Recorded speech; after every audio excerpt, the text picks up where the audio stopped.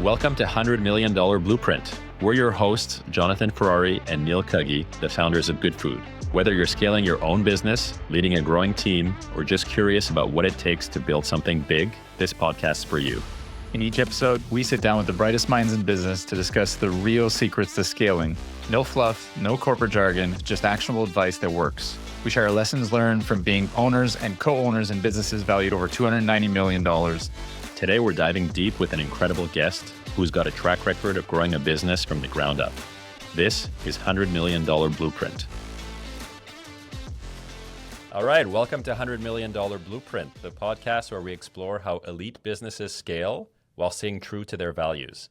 Today, we're taking a deep dive in the lighting industry and how one company turned innovation into a multi-million-dollar success story. Our guest today is Joey Khatri, CEO of Dalles Lighting. Under Joey's leadership, Dalles has grown into a North American leader in designer lighting, renowned for its cutting-edge LED and smart home technologies. From overcoming early challenges and navigating strategic partnerships, Joey has expertly scaled Dalles without compromising on its core values of service, innovation, and quality. Joey, welcome to the show. Thank you. I'm happy to be here. Awesome. So Dalles has had pretty exceptional growth under your leadership. And in 2023, you actually partnered with a private equity shop to take the business to the next level. But before we get into any of that, I would love for you to share the story of how Dalles came to be and some of the interesting circumstances around which Dalles was born. Yeah, sure. I'd be happy to. So basically, I co-founded Dalles in 2009 with my brother-in-law and partner, Sean. So Sean and I co-founded the business in 2009. And prior to that, we had been part of a larger family business. Make the long story short, the business went through more difficult times in the 2007, 2008 timeline. And Sean and I had just we had just sold a big contract with a big retailer at that point. The company that we were with before had a hard time servicing it. And we basically saw the opportunity for ourselves to do a spin-off and start a new business and take on that contract under our new business. So it was a very risky proposition when I'm looking back. I don't know if I'd jump into that again today, but we were a lot younger. Some would say more foolish, but we took the leap of faith, and that's how we founded Dalles at that time. What were your personal family circumstances at the time? Like, you talked a little bit about the risk, but what about on the family side? What was your setup? Were you very comfortable? You had a paid down mortgage. You decided it was the perfect time to take this risk? Leading question. Yeah, definitely not. So basically, it was in 2009, and I was earlier in my career. I wasn't even 30 years old yet, close to 30. And Sean, I mean, I don't want to speak for Sean, but I think we had similar circumstances where we had both recently bought a house, certainly not paid down the mortgage at that time. And when we started the business, we had very few savings. We put it all into the business, and we actually remortgaged our homes to kind of get as much liquidity into the business as we can at that time. And from a family circumstances perspective, I was just getting married that year, and my wife to be had just become pregnant as well with what was our first son at that time. So looking back at it, I'm like, wow, 2009 was a huge year for us. Everything was happening at the same time, and what a risk we took, and couldn't be happier with how it turned out. But certainly it was a risk for us at that time. Yeah, amazing circumstances. So you were getting married, about to become a dad, taking on mortgage liabilities, and then getting ready to jump into this venture. What did you see in Dalles that made you want to spin it off and kind of decide to focus on it full time? What was it that you saw in this business? Yeah, well, I'd say like Sean and I, at that point, we both played what was more of a sales role. And we were really excited about some of the opportunities that we saw in the lighting industry. And we were really excited about some of the partnerships that we were starting to build with some national retailers.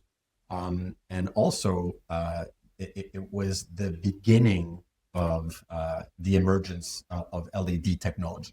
I mean, LED had been around for a long time, like as an existing technology, but around those years, it was when it was starting to become commercially viable. So we were certainly excited about that as well.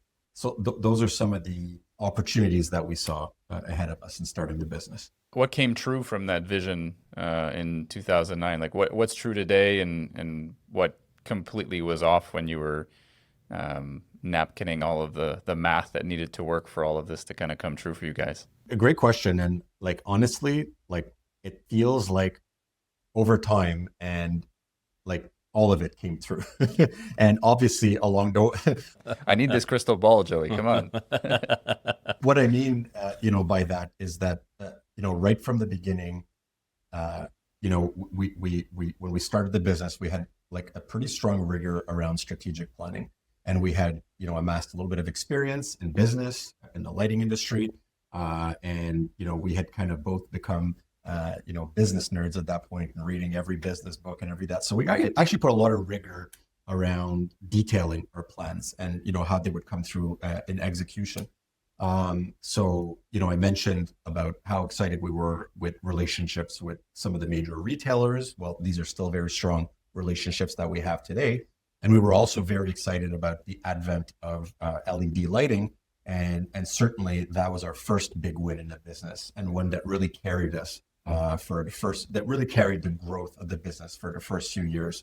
The speed at which we were able to, basically fully transition our assortment into LED, perhaps a few years ahead of most of the rest of the industry. So a lot of those things proved to be true. Now, don't get me wrong, like a lot of things didn't work out over the years, and I've personally made a lot of bad decisions. But I guess the original thesis of why we decided to start that business, I think a lot of those things came through in the short, medium, and long term. Awesome. And at the beginning, how did you guys think about that strategic planning piece and getting buy-in from employees, and in the early days of the vision creation, how think about frameworks or tools or some of the books that you were talking about? What kind of stuff was important at that point? Yeah. So, I mean, I'll tell you the story on how it started. Essentially, Sean and I said, it'd be really good for us to do, we hear that businesses do these strategic planning sessions and whatnot, and it'd be really good for us to do one of those, but we had no idea how to get started. And at that point, actually, I was part of a business organization called EO, Entrepreneurs Organization. And I had just gotten on the board of EO. And EO did this strategic planning session for the chapter, like EO Montreal, once a year. And accompany the strategic planning of the chapter, they had this little kind of leaflet that they gave, a little booklet that they gave out. And in there, it was like, okay, determine the values of your chapter and the mission statement and the kind of, all the different elements of a strategic plan. And so I participated in that as part of a board member. And, I found it was okay for the chapter to do that. But I was like, this would be a really great tool to bring back into our business. So for the first year, and by the way, as it turns out, a lot of that framework was associated to what I guess they would refer more to gazelles at that time, and today more scaling up. So that was, in a program that we ended up participating a lot in over the years. But this is basically how it started. So that first year, Sean and I rented a meeting room at a hotel because we said, it's got to be offsite. We hear these things, you got to do it offsite. So these things are never on site. You can't think clearly in the office. You need to get out of it. I love it. So we rented a room, and it was just the two of us, and we had the booklet, and that's how we started. And, we didn't have a coach. We didn't have anybody to moderate the session. So, we kept, going in 1,000 different directions, as happens when you're not accompanied. But nevertheless, like that day, early in the business, we established what we saw as the core values of the business, the mission, the vision, and all these different things that haven't changed 15 years later. So that was the birth of it. And essentially, and I'll wrap up, and in answering your question, how did we get buy-in from our employees? Well, in that year, I mean, we were quite small. We were maybe 10, 15 employees, but we would still do like we started right from the beginning. We would do like a meeting with all the employees like once a month, and we would do silly little things like to say, okay, well, we got a $20 Tim Hortons gift card, and the first person that could say all 5 of our values gets the gift card and stuff like that. So at first we were, maybe force feeding it a little bit, but it didn't take long that it really took a life of its own. And then that motivated us to kind of, like step up our game year after year.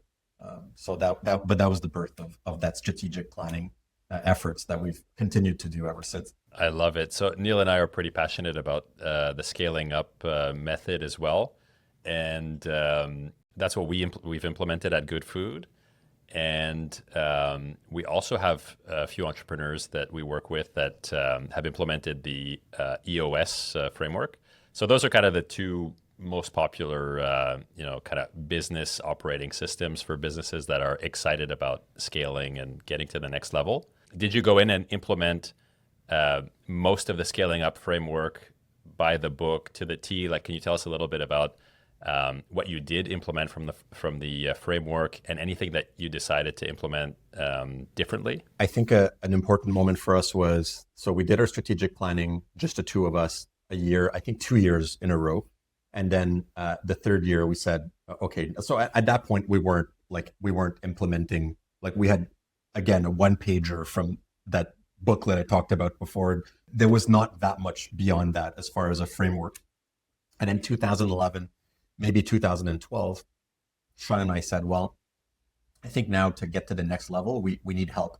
And we hear that there's coaches out there that could accompany you through the growth. And so we hired a coach that was certified in the scaling up, Dalles at the time they would refer to mode, that one-page strategic plan. So we hired a coach, and we did a full 2 days offsite. Again, different hotel, but same concept. And so we did a 2-day strategic planning session. And at that point, like the coach really took us through like the framework as it's spelt out in, I guess, the first book, which was Mastering the Rockefeller Habits.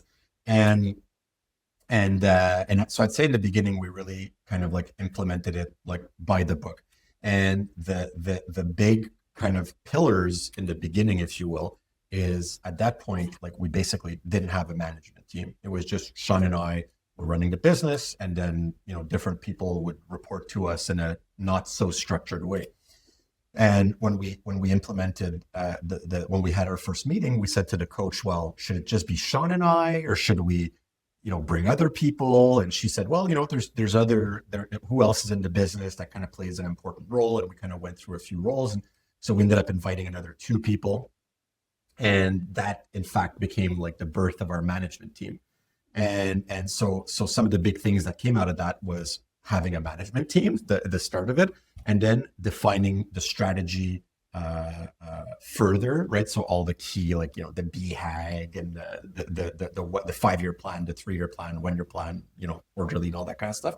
And then the meeting rhythms that go with it, right? So that's at that time that we started doing the daily huddle, the weekly meeting, the monthly meeting, and everything that goes with it. And we started it back then, 2012, let's call it. And, I'd say we haven't missed one since. So it's something that's become a really like important part of our functioning. I mean, I've missed some, and everyone's missed one, but I'm saying that, the huddle happens every day.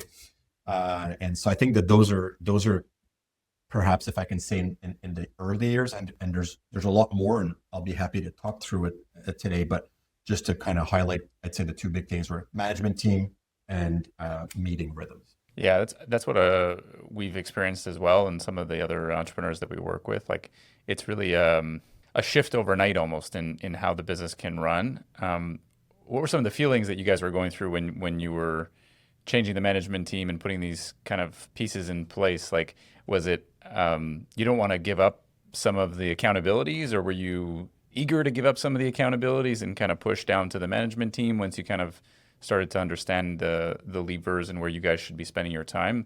A lot of, owners and operators want to hold on to stuff as long as possible, but it sounds like your ambitions were a lot bigger, and you guys realized that you needed to build that team below you. So what were you kind of feeling, and what were you struggling with when doing those early meetings, huddles, and kind of offsites at the various hotels? Yeah, no, it's a great question, Neil. And the answer is that it's still a work in progress. And like for me to work in a management team, and that's evolved a lot. The leadership team's evolved a lot over the years. It's like I'm a very like independent person. Like in part of my characteristics, I like to do my own things. I kind of like to just sometimes I just my way of thinking, and that is not linear. So to try to get other people's buy-in or early on, it just wasn't in my DNA. So in the beginning, to kind of be in a room and have other people's opinions and other, like everything that you're saying, and passing down the accountabilities and that, it was a struggle. It was a struggle for me, and it took, and the team's evolved a lot over the years, and I've grown a lot throughout that, as well, and I've become. It's become a lot more of a reflex of mine to share everything, with the team. But in the beginning we didn't, right? No one's ever seen a financial statement. No one had ever seen a financial statement. No one had ever seen any of that stuff. And it was really a big growth moment for me to kind of open up to that. And it didn't come easily or instantly. And at the same time, being that we talked about in the beginning about how we started the business and second mortgage and all that kind of stuff. So I was very, very, very cash flow focused in the early years of the business. I mean, I've kind of remained that way, but I was in the early years of the business, I was very, very cash flow focused. And I always felt that we were like one bad decision away from screwing it up. And so like when we started these strategic planning sessions, and we would say, to grow this market, we've got to hire that person, we're going to do this investment. And I would always be like, do you have any idea how much that's going to cost? And we can't afford that. And then, so there was a lot of that to work through in the beginning of our strategic planning sessions, to be honest with you, and still today in some part. Amazing. One of the things I remember you talking about as well, Joey, is how when you first started working with your Gazelles coach, she was pushing back on you, and it was something that you hadn't experienced before, right? Especially being like the owner, operator of the business, founder of the business, taking all the risks, calling all the shots. There's not often people that are pushing back on you, but that was an interesting experience. Do you want to talk about that? Oh yeah, we would clash. And you're you're right. And I again, some people would say I could have a tendency to be a little bit stubborn sometimes. Sounds like you're reading a 360 review. Exactly. Yeah. And so when we started the process, I mean, she would challenge the entire team, and myself included. I wasn't spared from it. And it was uncomfortable, I'd say, from all of us. And one of the feedbacks that she had for us, and that I still work that balance today, is that we're very, very polite, like with each other as a team. Like we're very, like, no one ever wants to hurt each other's feelings, and no one ever. So we're very, very polite and proper with each other, which is something that I really value a lot, to be honest. But maybe sometimes it holds us back from challenging ourselves. So she would challenge me on a variety of matters. The pace at which I was building my team. Perhaps discontinuing non-core parts of the business, and definitely like my reluctance to invest in like key areas of growing the business. And I would push back, and what I noticed is that there was this cycle that, I'd get challenged, I'd push back, and you don't understand my perspective, and da, da, da, da, da. And then and then it would sink in, and I would digest, and then a little time would go by, and I'd be like, yeah, okay, I think she's right. And then ultimately I would implement these things. Looking back, I wish I took some of the cues a little bit quicker. And when we stopped our coaching relationship with her after a number of years, I missed that person that would really challenge me.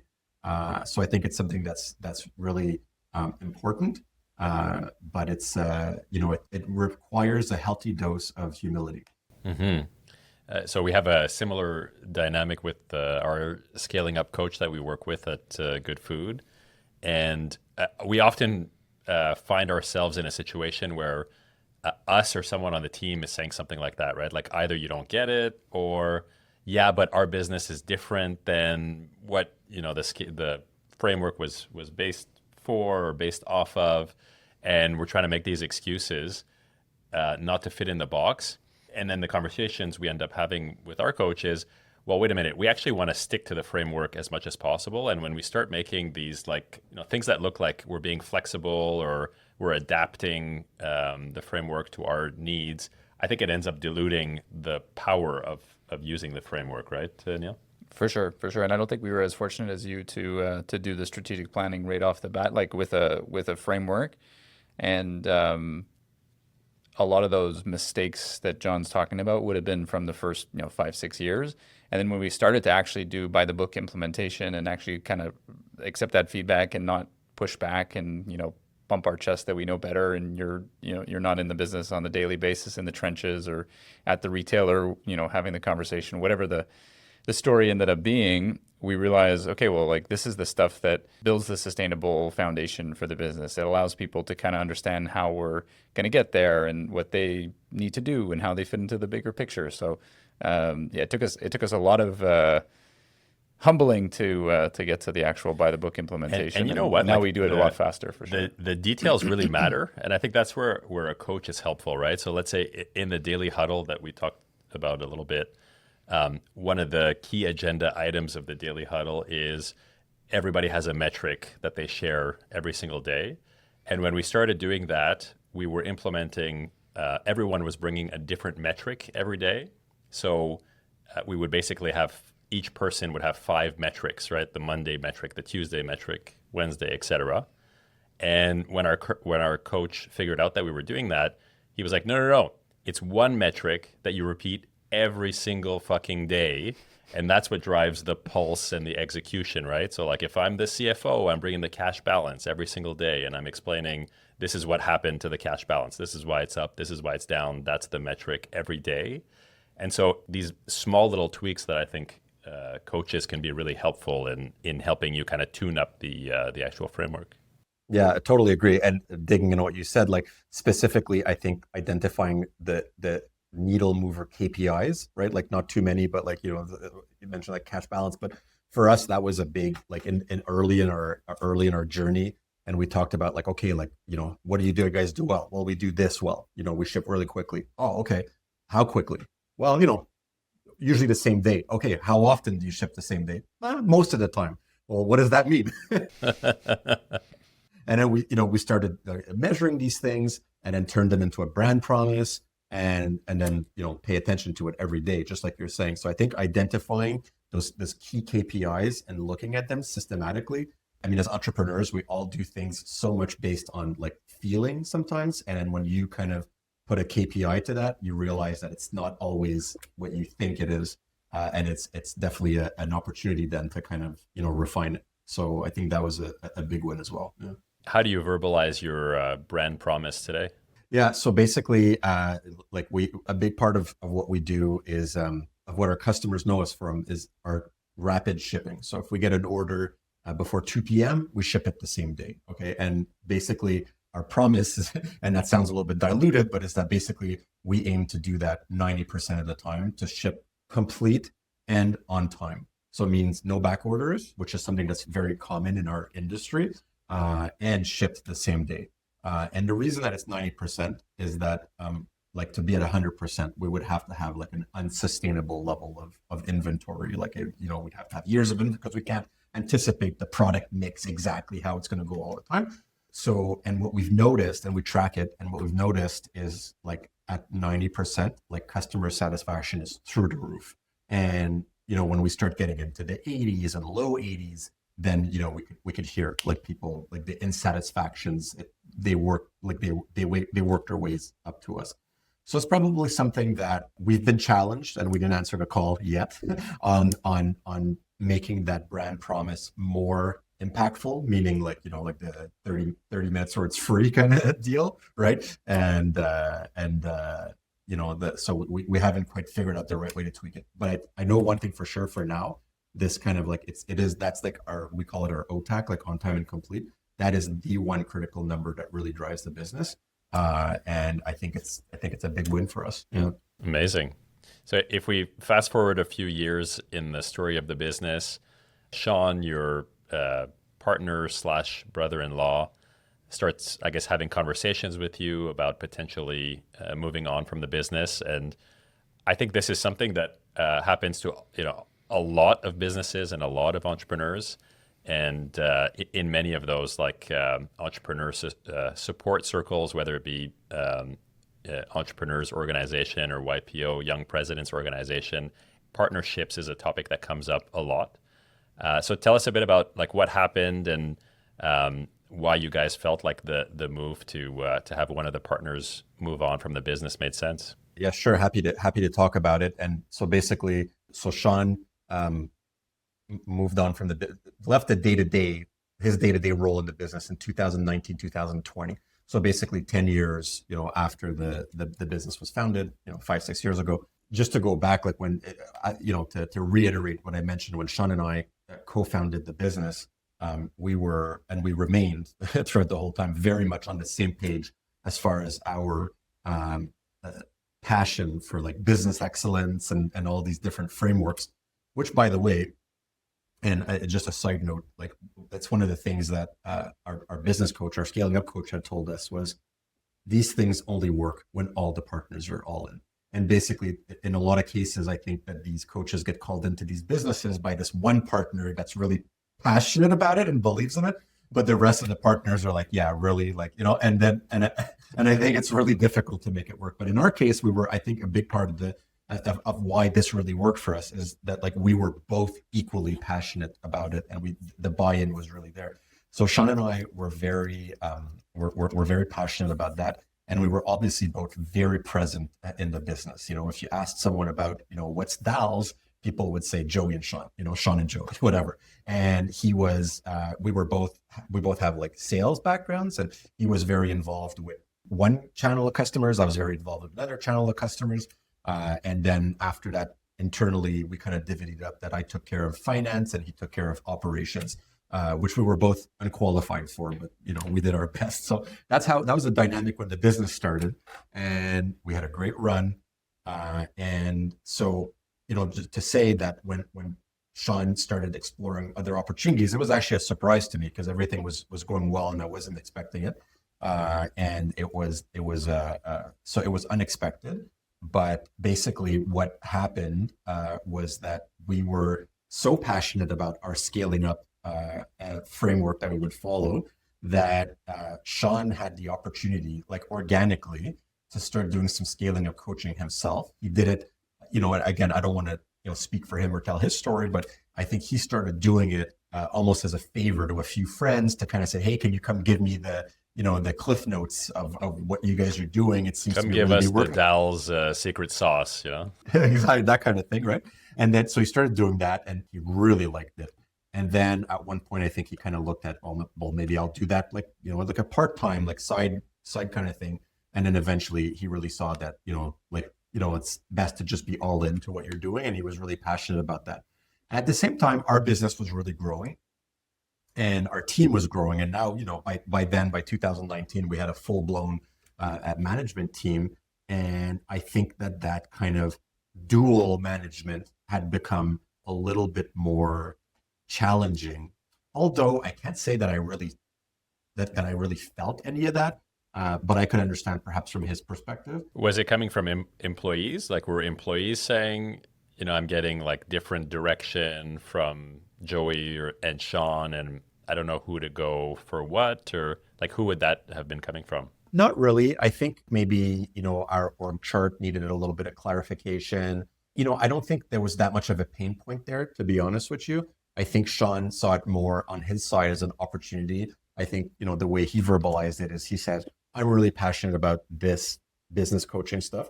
I think that the Dalles really has the opportunity to like streamline like the executive team to one leader, one clear leader. And, it was a vote of confidence from him towards me to say, because, he remained a significant shareholder even after he left. And he kind of said, you got this, and I'll go, pursue my passions. And so, so at first I was surprised by it. I wasn't expecting it. But Sean really an exceptional person. He really took his time through the transition, and we made sure at that point that we kind of filled the exec team with the positions he was playing. So we brought in a VP operations, we brought in another sales a person to help cover some of the channels he was doing, cleared up a little bit of my time as well. And it really helped us kind of build the exec team to the next level. And Sean like stuck around until, that was really solid. And then he did kind of like a temporary phase up.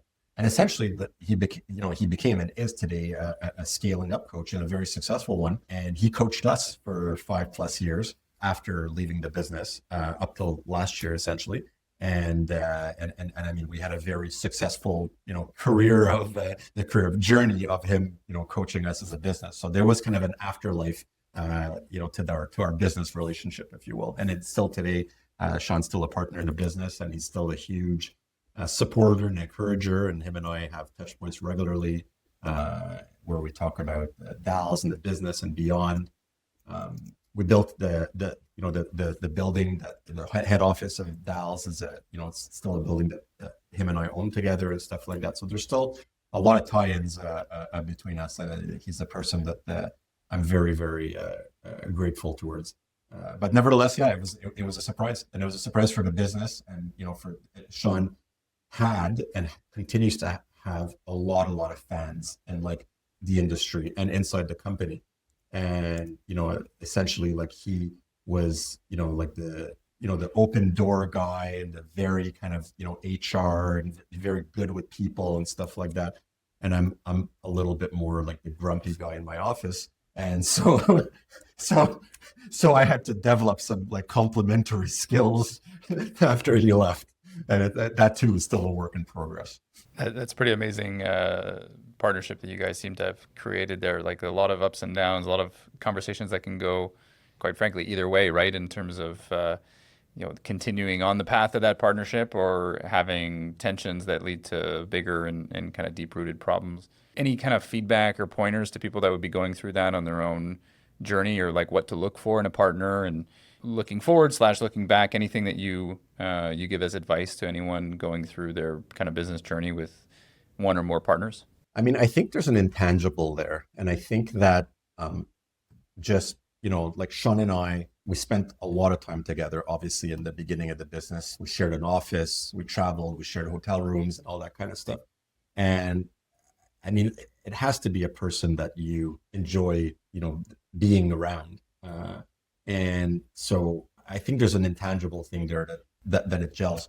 After that, I guess there's a debate of that. You talked about the EOS before, John, and like I know they push a lot on the kind of the visionary and the integrator, right? So I think that there's the concept of like having like complementary like skill sets, if you will, and I think that could make for a very strong partnership. And if I look at some of my closest colleagues today inside the business, and on the exec team, like I mean, that's the strength of it, is those complementary skill sets. Sean and I, there was a lot of crossover into like we were both very sales driven, and so just in that respect, there was a lot of crossover in our the value that we brought to the business. But I think that was okay as well. I think that kind of cultural fit, like that shared vision of, what's important to a business, specifically from a culture perspective. Like if I wanted to push on the culture, and having some tools and dashboards, and, he wasn't interested in that, then I think that could have been a little bit more challenging. But I think at the base, like we had a lot of the same, I guess it's the core values, a lot of the same core values. That would be the most important part. Awesome. And do you think that helped in having some of those conversations about transitioning? And obviously he ended up being the scaling up coach for 5 years, as you mentioned. So do you think some of those conversations were easier because of all of that value alignment that you had at the beginning? For sure. And I think that there was a lot of things to untangle at that time. And I think that one of the, if anyone's ever going through that, one of the key pieces of advice that I can give is patience. Like it took us like a year really till we figured out how everything would work, post his exit.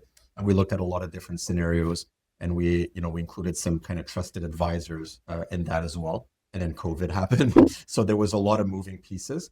I think him and I like at the ground level, we both agreed that like we didn't want to fight. We both agreed that like our families were and continue to be close, and that's it's really like our kids and our wives and the whole way like up and down the family tree, like it's very intertwined, and it was very, very important for us to protect that. So I think like that family value was also one that was very important, and we allowed ourselves to be patient, and to figure out the right thing, and also very much so to figure out the right thing for the business. What's going to be the decision between us that is going to that's going to safeguard the business the most, right? And we were patient, and I think we both had a lot of integrity. So I think that those core values were really important from the start till the end. For sure. And one of the other things that John and I talk a lot about, and it sounds like it's part of your relationship, is admiration of the other partner and people in the circle, right? Like you have to assume positive intent, kind of put your ego at the door, which it sounds like you guys did for a lot of the conversations as well, and put something higher above your personal interests, and then admire the other person for what they're going to bring to the conversation or after the transition is done. So I think it's something that's not often top of mind for people, and they start with what's in it for me and how do I take advantage of the partnership, whether consciously or unconsciously. But it sounds like you guys had a lot of that set up from the beginning. So. Yeah, and I mean, for me, a lot of the letting go in the partnership was another important piece for me, anyways. So, like if I think back to any arguments that we've had or any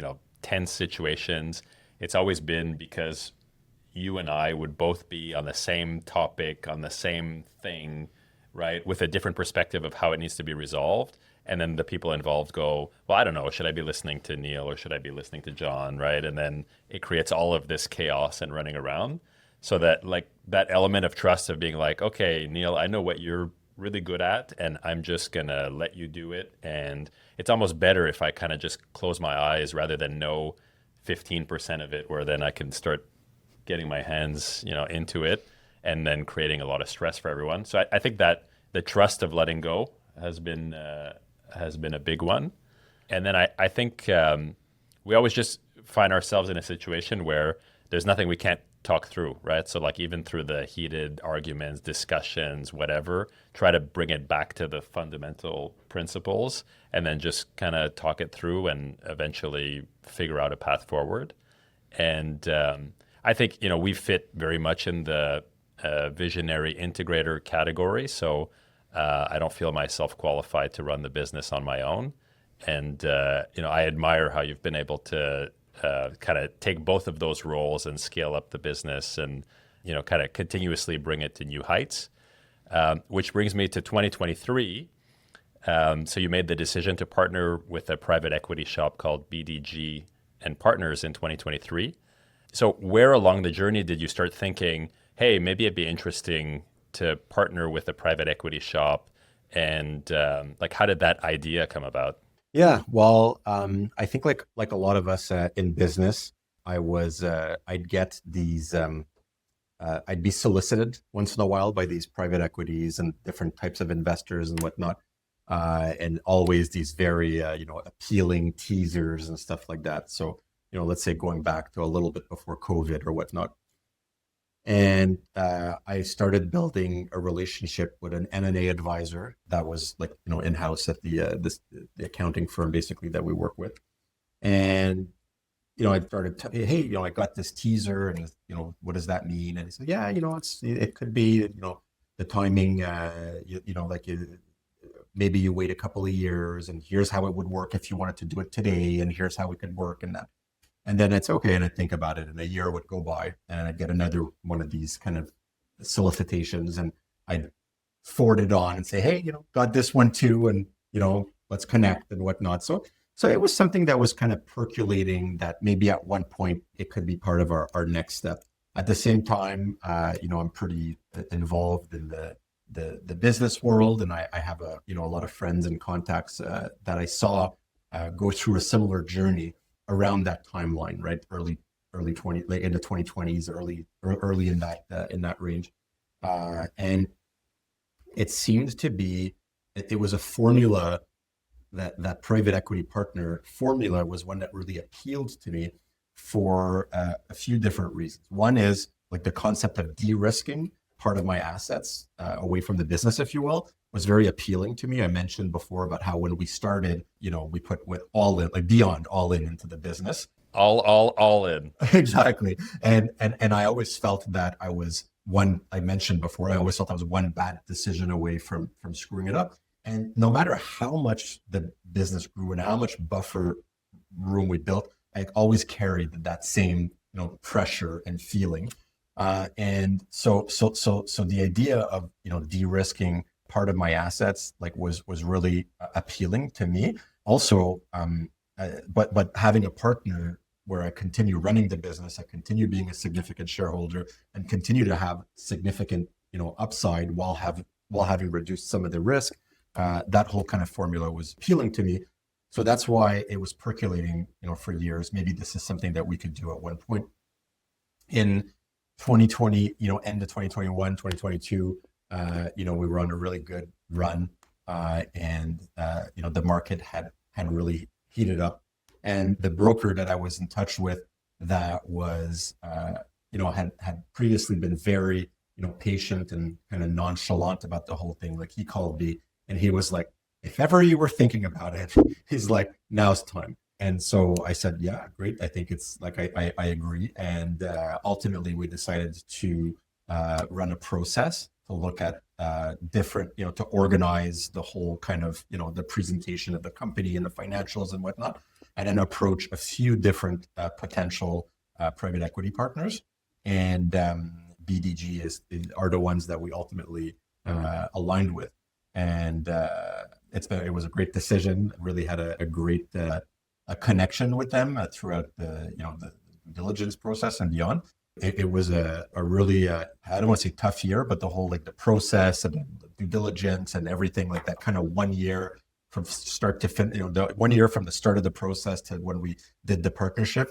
It was a really pressure-filled year, but it's 2.5 years ago now almost. And it's been a great journey so far with them. And post-deal close, what's your relationship been like with the partners at BDG? So how do you guys work together, and where do you feel like the non-financial value add is for an entrepreneur thinking about bringing a private equity partner on board?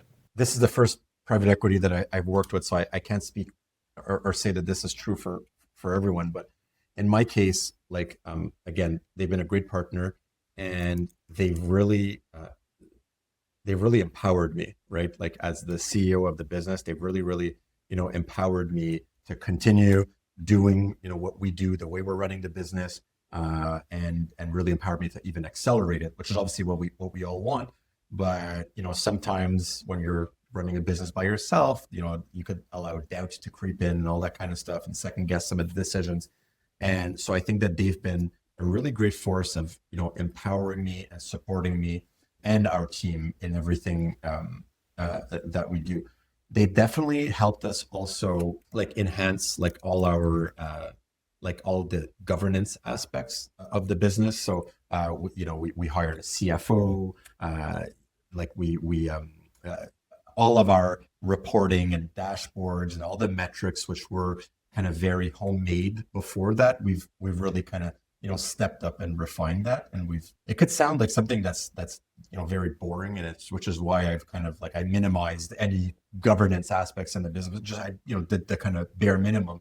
But it gets to a certain size that a lot of these things become very important, and if you don't deal with them properly, it grows in complexity. So they've definitely helped support the frameworks for that, and so empowering me, the governance aspect, and then certainly like part of their investment thesis in Dalles was supporting and accelerating our organic growth, but also growing through some strategic acquisitions. So a big part of our partnership to date, and that you were talking about what kind of conversations I have with them, a lot of them have been around M&A, right? And we've looked at a number of different potential deals together, and I've learned a tremendous amount from them about like how they go about evaluating deals. And obviously I think that they rely a lot on my expertise in the industry. So it's that part's been a really great partnership. And as a matter of fact, we finally closed on our first acquisition just a couple of weeks ago, and yeah, we're really excited about that. Congrats. Yeah, it's Exciting huge. milestone. Can you tell us a little bit about the acquisition kind of process and how you guys identified and ultimately ended up closing now on your first acquisition? Yeah. So we established perimeters of what we were looking for in a business. So we established perimeters of, range of sizes, the different kind of product lines that could interest us, the different industry channels that could interest us, and then obviously geographies as well was another perimeter. So we put together a couple of perimeters, and when you're starting, you're chasing deals out there. And so working through a couple of different, brokers in the industry, some stuff works its way to us and stuff like that. We worked with a buy-side broker for a while. So a couple of different things that we were where we started seeing a little bit of deal flow just from that in itself. I'd say after, 6 months to a year of being on that journey, there's an undercurrent that starts forming where like the word's out in the industry. The pace at which deals started coming to us really accelerated after that time. And obviously, potential sellers are very attracted to someone with private equity backing because I think it's like we're in a world today where I think it's actually hard to close a deal. So to have that kind of, the bandwidth and the firepower from a private equity partner, I think that adds a lot of credibility. And also now that we just close their first transaction, like now the word's out, like these guys are for real, right? Yeah, I think once you close your first deal, then everybody thinks you're good for it, right? Like, Absolutely. Yeah, no, totally. We had the same thing happen too. Right. Yeah. Maybe one more question on the M&A side before we kind of move towards wrap up. You mentioned a couple times the feeling of that one wrong step could kind of put everything at risk for you at the beginning and a couple times through your journey. Did that change? Did that feeling kind of go away now? Someone else, financial backing, obviously your family's financially secure now post-transaction, I would assume. So has that feeling gone away or has it increased or decreased? Where do you sit on the spectrum? My wife would say, yeah. My wife says, "Oh, you're a lot less stressed now," and stuff like that. Good. That's a good barometer for sure. Yeah. So from her perspective, it's interesting to hear her say that. Like she'll jump into conversations. I was at the airport with her the other day, and someone says, "Oh, yeah, how's everything going?" And she'll jump in and say, "He's a lot better now," It's like a recovering entrepreneur. Yeah, exactly. Right. So it did. And I'd say, it's, again, I use the word nuance. It's really a nuance because I love my job. I'm all into what I'm doing. And I feel, as motivated as I ever have. And I also feel stressed, there's a lot going on. There's a lot going on in the world today. And there's a lot of moving pieces. So I feel that same stress and I feel that same pressure, but that kind of like the fear of the doomsday scenario has kind of, it's subsided. And I think that actually makes me a much better, president, CEO, having that kind of, I'm still vigilant, I still have a little bit of that, what Jim Collins would call that productive paranoia, but maybe a little bit less of that kind of like that fear. So again, work in progress. This brings us to our $100 million question. So Dalles is, clearly on track to become a $100 million business and beyond. You touched upon kind of the private equity partner that you have in place, which sounds like it's a building block to that blueprint. You talked about the acquisition strategy, which sounds like another building block to the blueprint. But if you can kind of paint that picture for us over the next 5-10 years, where do you see the business going and what's the blueprint that you feel like you have in place? Yeah, well, very motivated by that. And I love, by the way, that the title of the podcast. And I feel like it's within grasp in that time frame.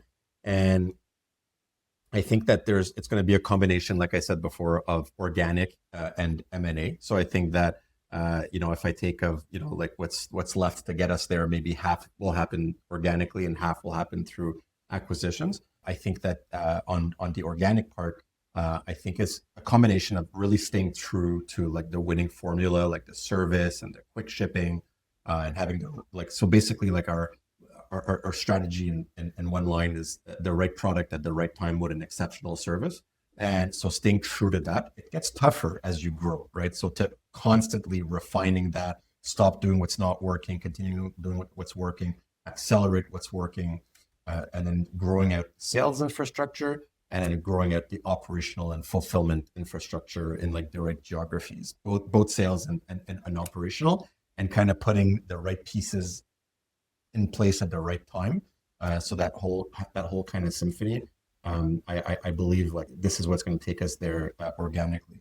And of course, along the way, the team, systems behind it, investing in technology and all that to facilitate all that. So I think that the elements that are going to take us there are fairly clear and pretty standard. And I think that we're, in this volatile world that we live in today, it's kind of like what piece to put in place when kind of thing, right? That's the tough decisions that we have to make as a management team. But I think, I think those are some of the main pieces. Continue growing the sales infrastructure, continue growing the operational infrastructure, and continue refining our product assortment and the acquisitions. Awesome. It sounds like a pretty clear path. Given John and I are in the food business, we always like to end on a food related question, Joey. So if you could have a meal with one person, who would it be, and what would you want to eat with them? Okay, well, I like the twist. I've heard the question of who would you like to have a meal with, but okay, good question. So I love business and I love like biographies, and I could think about like some of my favorite like biographies that I read that really inspired me.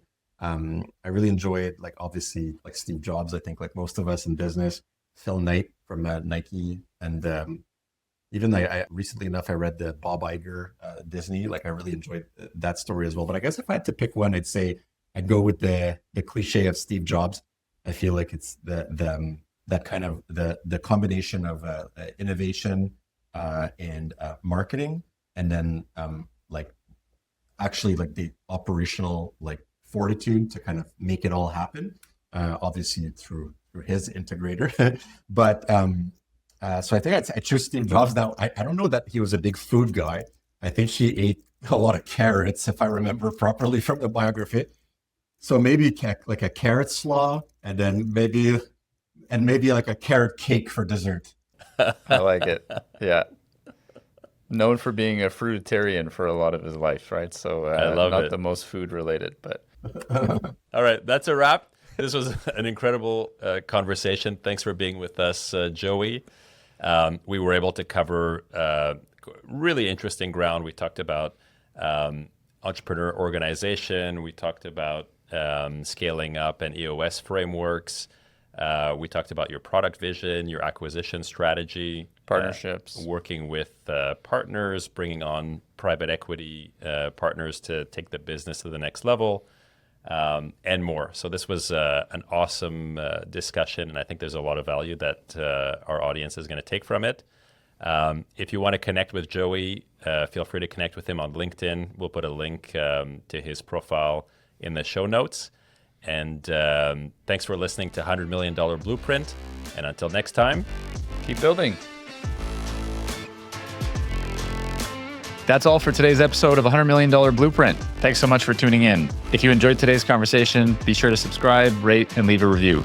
It really helps us spread the word to other entrepreneurs and business leaders who need to hear these stories. Want more behind-the-scenes insights, exclusive content, or have a business question you want answered? Connect with us on LinkedIn to find out more. Also, don't forget to subscribe and follow $100 Million Blueprint, and to share this episode with your network if you found it valuable, because we're all about growing together. Remember, building a business is tough, but with the right blueprint, you can scale authentically and sustainably. Thanks again for listening. Keep pushing forward, and we'll see you next time on $100 Million Blueprint.